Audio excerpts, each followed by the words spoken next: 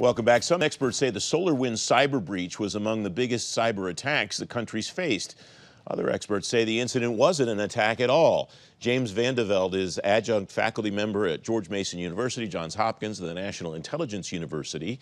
He's sharing his own views here and in C4ISRNet. James, welcome. Thanks very much for coming on the program. You write this, if the Russians have this sort of cyber espionage tradecraft, you can be sure the Chinese have or soon will have it too. What is cyber espionage tradecraft, and how does that frame differently the view that you have about what happened with SolarWinds? Well, keep in mind that in this event, no government service was interrupted or stopped.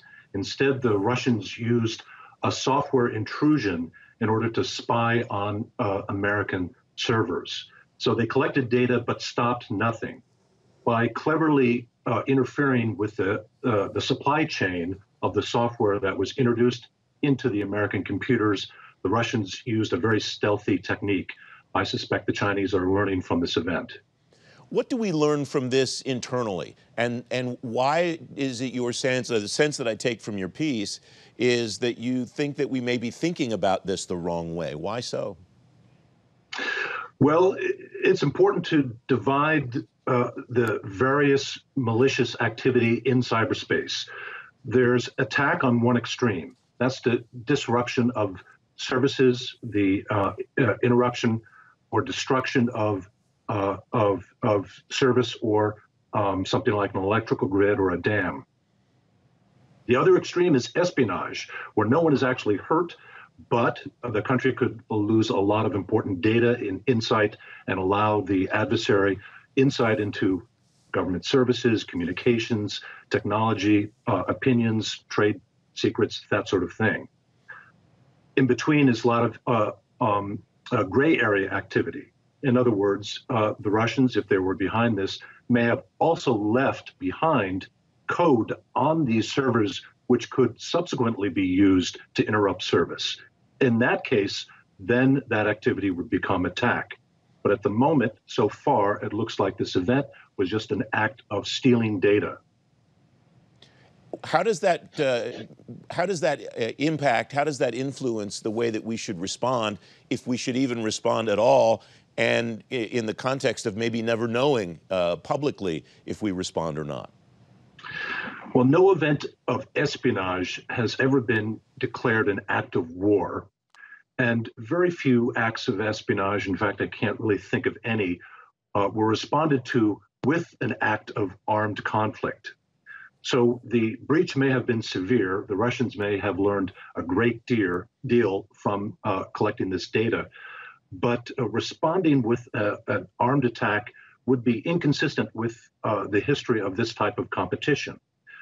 The best way to defend is to increase defenses, to share within the government their cybersecurity practices, try to make sure breaches don't occur, to protect your supply chain so that software that's used by the U.S. government isn't corrupted before it's downloaded. That's the best way to deter and to prevent this type of event. We've both read wonderful books about espionage and this type of tradecraft that happened during the Cold War. It happened on both sides, Soviet Union and United States. I read between the lines of that line that I cited earlier, if the Russians had this sort of tradecraft, the Chinese do too. We do too, I imagine. And so it strikes me that this becomes similar in execution, retribution, and so on, as what we saw during the Cold War. Is that a fair assumption on my part? Very much so, Francis. Of course, as you know very well, all the major powers conduct cyber espionage. It's not likely the Russians or the Chinese will change that imperative for them, no matter what we do. Even if the Biden administration were to take a severe response to this event, it's really unlikely the Russians would stop continuing to conduct cyber espionage. This is part of the competition, the friction between the major powers that's likely to continue. Now, cyber attack is a different story, and those events can be dissuaded, deterred by the threat of a counter cyber attack or a use of armed force, actual violence, kinetic conflict in response to a cyber attack. But so far, the SolarWinds event seems to have been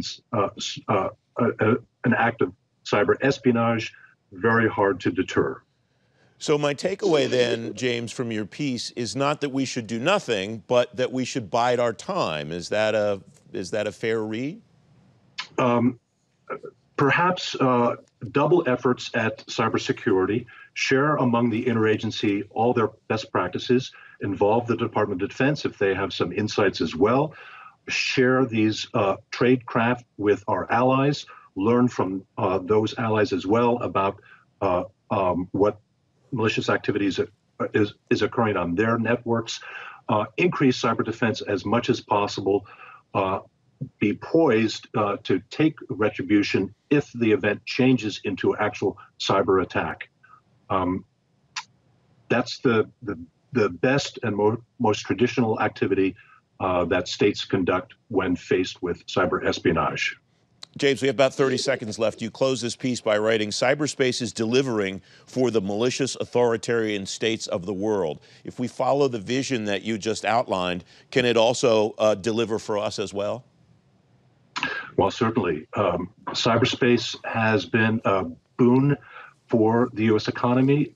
Unfortunately, it's also been a terrific life-saving vector domain for our adversaries. Right now, the domain is perhaps the worst of all the military domains. It's the one where so much espionage is conducted, so much intellectual property is lost. At the moment, perhaps our adversaries are benefiting more from cyberspace than we are. Our goal is to try to shape the domain back into something that advances Western institutions and protects our defense and intellectual property. James Van de Velde, thank you very much for joining me. I appreciate it. Thank you, Francis.